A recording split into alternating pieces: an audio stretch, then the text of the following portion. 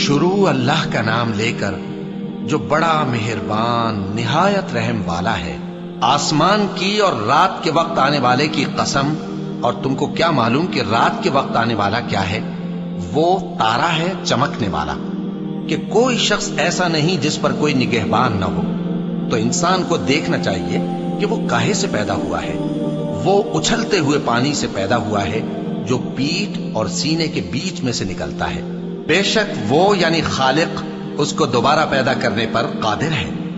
جس دن دلوں کے بھید جانچے جائیں گے تو انسان کی کچھ پیش نہ چل سکے گی اور نہ کوئی اس کا مددگار ہوگا۔